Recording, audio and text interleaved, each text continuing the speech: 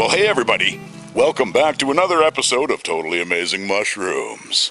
Hey, we're back out in the trails again. We're going to hit the foothills. We're going to hit a few other trails that are around the area here. And we don't know what we're going to find, but we're hoping we're going to find some chanterelles or some edible ones. Either way, we don't care. So come for a walk with us, see what we can see. Well, it's firewood season, so being living out in the country, majority of us out here burn wood to keep our houses home. So you're going to be hearing a bit of chainsaws in the background. Our neighbors are quite a ways away, but it echoes through the valley. But the main point, and there it goes right there.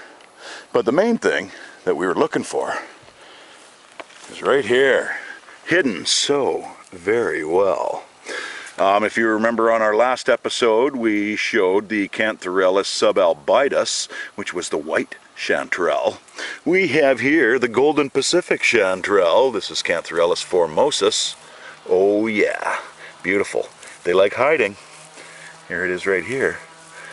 Nice. And there's a few in here. I'm going to grab my knife to cut this one off. Wow, he's really going crazy. There's another one, little button right there starting. And so they're all through here, and this is one of my main harvesting spots.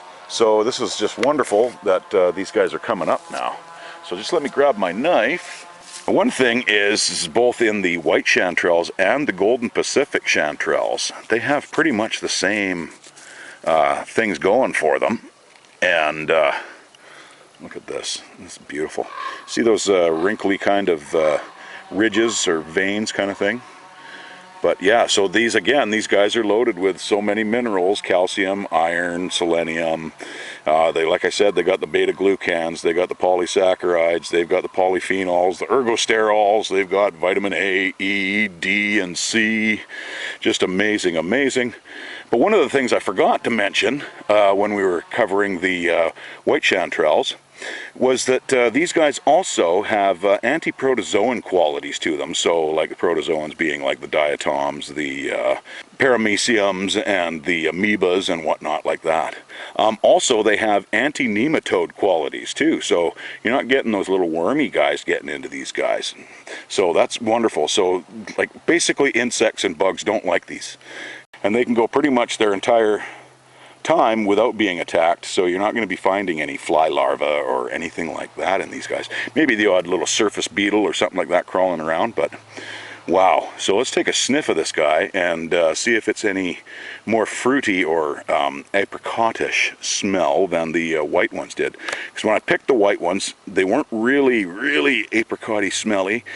They're kind of fruity-ish, but it wasn't until I got them home and started slicing them up that they got really fruity smelling. So let's just have a whiff of this guy here. Kind of about the same. So I'm assuming that once we get this one home, we're going to get the fruitiness coming out of this guy. Well, let's gather ourselves another couple here, because this one just isn't enough. And again, sorry for the chainsaws in the background. I know sometimes when we're out like this time of year, when it's hunting season, you're also going to be hearing gunshots. So nothing much I can do about it. It's like having a plane flying over. Nonetheless, this is Cantharellus formosus. Just absolutely beautiful, the golden Pacific chanterelle. I have found, I'm believing, my very first lobster. There we go.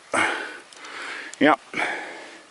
So this is, I should say, Rusula brevipes, and when they are a tiny little button, not much smaller than this guy, the Hypomyces lactiflorum spores attack it, and they degrade the gills, and they turn into this orangey mass, and quite often they will still look like a actual brevipes, but being orange with no gills and whatnot. But this is the very first one that I have found.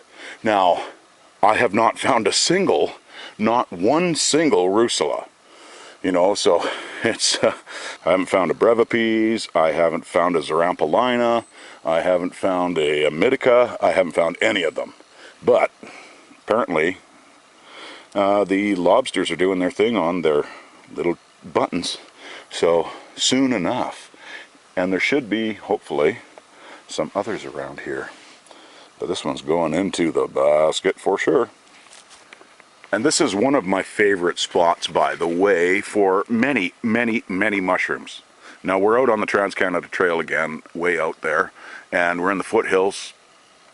And I have, on this hillside alone, I last year was loaded with the lobster mushrooms. It was loaded with the Craterellus tubiformis, the winter chanterelles, and also the matsutake, the Tricoloma marillianum. So, I mean, there's 3 species just on here, edible species, that are lovely.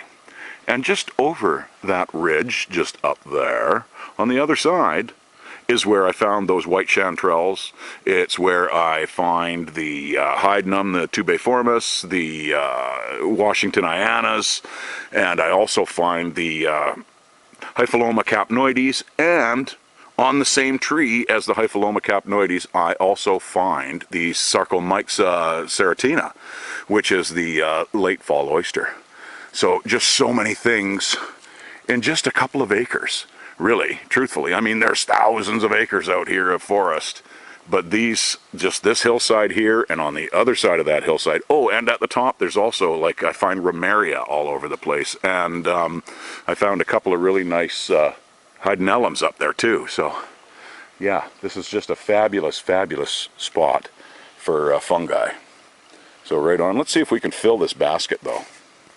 Admiring all these different little species on this horse poop. And you've got, look at these little guys. These are phenomenal. I'm on focus. There we go. Just totally cool. But so they caught my eye, and then my eyes gravitated over to this pink little beauty. This is one of the Gomphidius, and you can see that it's got the yellow at the base of the stipe there. Look at how yellow that is. And it's a very slimy cap, and I think this is Gomphidius subroseus. And these guys are edible. Bit of work you want to take off this gelatinous pellicle and whatnot, but deer love these guys. But where quite often where you're going to find a Gomphidius, you're also going to find Suillus. I am not spotting any here at the moment. And quite often there's a certain species of Suillus that is incorporated with particular species of Gomphidius. Cool. Yeah, look at that beautiful slimy little cap there. One thing about the Gomphidius, slugs absolutely love them. And a big old banana slug just mowing down on this guy. Watch him chewing on that thing. You can go ahead and mow down on these guys all you like. Please don't mow down on the ones that I like. Actually, what do we got down on the side of him there? Is that another? Ha! Isn't that funny? Here, my friends. Look at that. It's a little Suillus. What did I say? Gomphidius quite often grow with the Suillus. Yeah, very cool. So here we have it. This Suillus with the yellow flesh. You'll see the yellow flesh, unlike just the yellow base on the Gomphidius. These guys have yellow flesh. They're very delicious. I find them very nutty flavor, and growing basically 3 inches away from a Gomphidius. That's where he was, hiding down there beside Mr. Slugman. And the slugs also like the Suillus too. But that's the thing, is I like the Suillus. Leave the Suillus alone, slugs. This is spectacular. Look at this. I think this is a Suillus lakei. These guys are beautiful. They're related to the boletes. You can see their spore surface there. And again, I love the Suillus. This one is a perfect little specimen. And I believe this is the lakei. And again, edible. Not, they don't have as slimy a cap as the fat jacks, the Suillus cerulescens. There's another one, but he's growing out of a poop. I'm kind of non-partial to the poopies. But they do seem to be growing around, so that's awesome. Look at this beautiful thing. Yeah, so I just cut him there, and you can see his beautiful yellow flesh, which is very indicative of a lot of them. Sometimes their stipes will stain blue on, like for sure on the cerulescens, they stain blue. These guys don't seem to be staining so blue or gray, and quite often their pore surface will actually stain kind of a browny color. Kind of like this one actually. Right here, you can see where Guys have left some marks from the odd bug or something. Maybe a stick rubbing on the bottom of it. But very cool. And there's a couple more in here. Excellent. Alright. Got my knife. Have knife, will travel. And here's some more lakei. And funnily enough, I actually came out here looking for chanterelles. I am very happy to go home with some of these beauties. Wow, that is awesome. Right on. They're going in the basket for sure. So I happened to catch a glimpse at these little guys here, and upon closer inspection, I found they kind of looked, to me, kind of omphalanoid-ish, and I noticed that the gills were kind of semi-crowded, but not fully crowded, and I felt the stipe too, and it's just a little wiry little thing, and I happened to notice and smell. Wow, man, it's so garlicky. It's like I just chopped up a garlic clove. That's crazy town. So that takes my mind to, oops, I dropped the little fella. That brings my mind to Mycetinus, and around here I'm thinking Copelandii. On the east coast there's another Mycetinus, and it's Scordonius. And that one likes to live with eastern hemlock, I do believe. But wow, I can even smell the garlic from here, and it's a good foot away from my snout. So yeah, so I think that's what we have here. But if you think it's something different, please let me know in the comments below, because I might be off base. But yeah, it's the garlic smell is what brought me to those Mycetinus. And there's several in the genus. And I believe that most of them, if not all, do smell like garlic. So that's pretty wild. But yeah, they were originally in the Marasmius genus. Apparently edible, but you know, you can see the size of it. And they also apparently do have a flavor of the garlic as you're cooking them. It really does.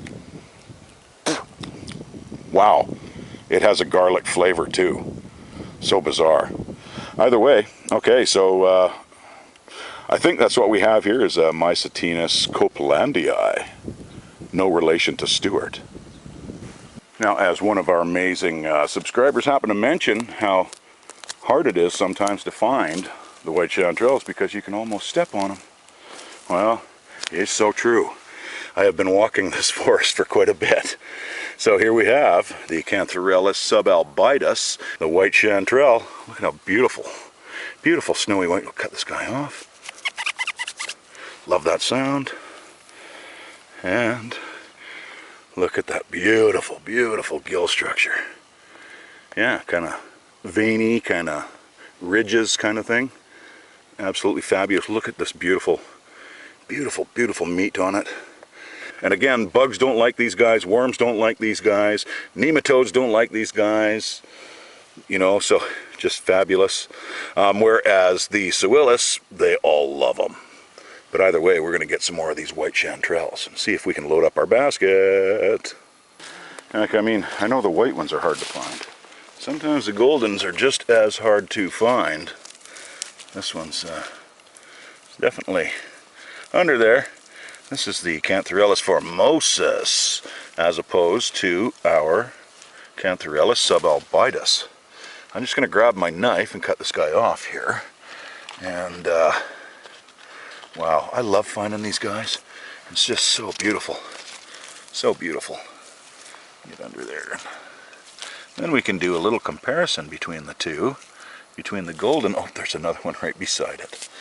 As usual, you're going to find one. You're quite often going to find more.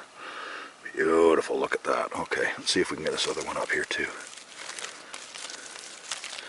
I broke him a little bit, but at least the cap. Oh, this is so awesome.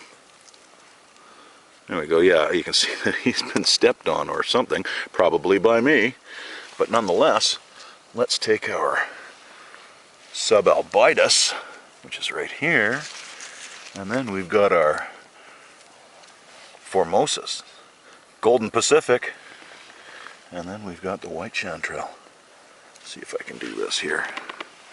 Look at this, just both beautiful, both have very similar attributes to them macroscopically. And then when you flip them over, they've got, okay, I'll do this better. Then when you flip them over, they've got the same attributes with the veiny kind of gills, you know, the ridges and whatnot. And the golden, as you can see, is quite yellow, and then very pink underneath. And the white is very white, very creamy, and still kind of a pale, pale pink underneath. So very awesome. So easy to walk by these guys, you know, like they were just sticking out of the dirt. So into the basket, our little friends will go. Oh, and this little Mycena over here, I had to cut it because I had a stinking suspicion that it was Mycena sanguinolenta. Now, the problem is there's several differences between the sanguinolenta and another species called subsanguinolenta. So the Mycena subsanguinolenta has a orange color kind of latex like this one does. It also has a slightly yellowish, buffish kind of color to them, like this one does. It is also growing terrestrially, whereas the Haematopus or Haematopus actually grows on wood. And also, with the sanguinolenta, the gills are slightly farther apart, whereas as you can see on these ones, these guys are not. They're kind of mediumly spaced. So all of those four different things I just explained there makes me think that this is Mycena subsanguinolenta. If you think it's something different, please let me know in the comments below, because I am not 100% positive on that. I'm just going from the knowledge that I have in my noodle, and sometimes it's wrong. So yeah, those are my thoughts on this little mushroom, but yeah, again, please let me know in the comments if you think it's something different. Just happened to spot these guys, and thought, wow, what a very cool looking. And they look very familiar, especially when I turned one over. Look at that. This is Hypholoma fasciculare. These guys are toxic, and they've got, if you do the trail side taste test on these guys, it's like licking a battery. It's just, they're gross. Yeah, not good. Now their cousin Hypholoma capnoides is delicious, but these guys have this fluorescent yellow, like a yellow highlighter color pen on them, and it's probably too light right now, but I do have my UV light here, and I don't know if this is gonna make any difference here, if you can actually see it with the, there. So yes, they do have this luminescence from the UV light there. Yeah, very cool. Be way cooler to see in the dark. Way cooler to see in the dark. Ouch, getting bitten by a mosquito. But yeah, so these guys are snarfing away on this log here, and just doing their thing. Isn't that beautiful? See if I can find a shadier spot here and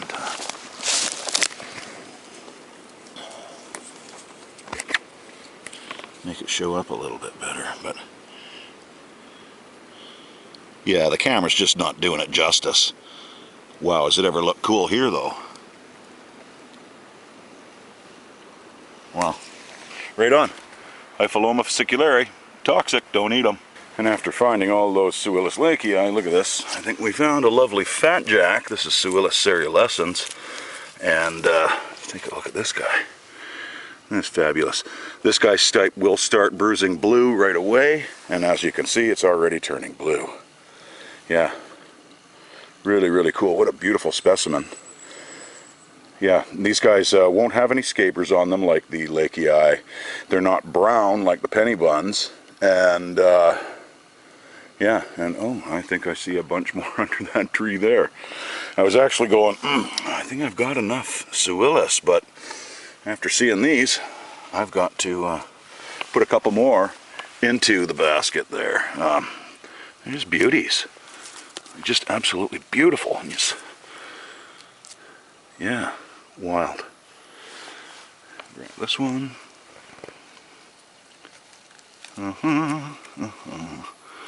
Fabulous. This one's veil hasn't even broken yet.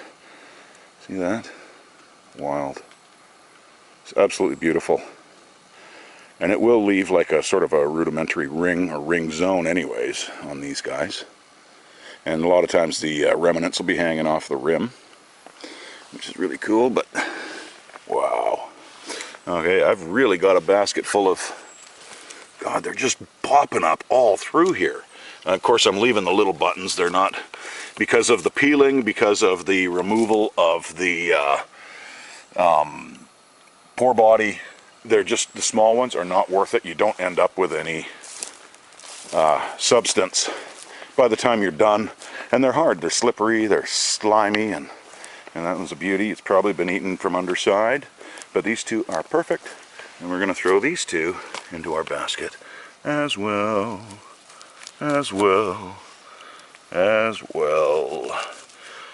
Fabulous. Beautiful. Yeah. Nice. Another one here. Oh yeah. There you can see where it's got that ring zone kind of there. And that's from this partial veil being left behind. Okay, I think we've got enough Suillus here because I got a lot of work ahead of me with these guys. And doesn't mean we can't come out in the next few days because they'll keep coming. All those little tiny buttons will get bigger. But they get quick. But they get big quick, so you gotta be on it because the bugs, the worms especially, do love these guys. And the slugs, my goodness. And you can see why you'd call them fat jacks. Look at the size of these guys. Like these guys are close to the size of the palm of my hand. They're gonna be way too far gone, and we've already got a sluggo chowing down on it anyways. But either way, fat jacks, Suillus cerulescens. Well, funnily enough, after seeing what we thought was the Mycena subsanguinolenta, I have here the Mycena haematopus, or haematopus, however you want to call it. But I call them Bill. Bill here bleeds red latex, and we're going to put the camera down and we're going to cut one of these and see how she bleeds. Okay, so there we go. We have this one. We put a little nick in the top of it here, and it's starting to leak a little bit of red latex. These guys look like they're a little bit older, so they might not have as much of their liquids in them, but they have a million different names. The bleeding mycena, the burgundy drop mycena, the burgundy drop bonnet, you know, the bleeding bonnet, and all kinds of different names. But just, they're really cool. The fact that they're bleeders, and really the fact that I'd actually found them right after finding what we thought was that terrestrial subsanguinolenta. Now these guys are also called the bloodfoot. You can see the latex has come out a little bit more. Maybe a day or two ago it probably would have leaked a lot more. I would assume that it would have. Now these guys actually have some bioluminescent qualities, but they're so weak we can't detect them with the human eye. But yes, they are there. So very cool on that too. And you're going to find these guys growing on logs, and this one here happens to be, well, we're in an Abies forest, and well, there's also some big leaf maples and a couple alders and whatnot too in here, but the majority of them are the Abies. And they also have compounds in them that give them antifungal qualities and also antimicrobial qualities. Alright, well, moving on down the trail. As you can see, we had a great harvest out there today. We got a basket full of fungi. We have our lobsters. We have our white chanterelles. We've got our golden Pacific chanterelles. And we've got our Suillus lakei. And beside it, we've got the Suillus cerulescens. Yeah, this is awesome. Look at these beauties. I would like to make a big soup. Frying them up with butter sounds pretty appealing too. Soup's a lot of work. Yes, it was definitely a wonderfully good day. Hey, big fella. Time for you to go. So this guy's been hanging around for a bit. This is my backyard, so Roxy still wants to get out here, and I won't let her. That's a big, healthy, big, I don't know if it's a male or a female, but wow. Keep going, big fella. So after our little visit with the bear last night around 6:30, we went to bed and everything, and we got up this morning and decided to go out and investigate the area. And out back here, sorry, just going over some rocks here, but this is the creek that's still not quite running, but he followed this up apparently, and let's just say that this trail was not dug up like that. So it looks like he made himself either a bed for the night, or he was looking for grubs, ripping apart this old dead log here. I don't know which. It looks very much like a bed to me. This is all hollowed out, and I don't know if even the camera's kind of picking this up. But yeah, this was this was not like this yesterday at around noon when we walked through. It was a normal trail without this big divot. So yeah, so it looks like he bedded down here last night, which is not really all that cool.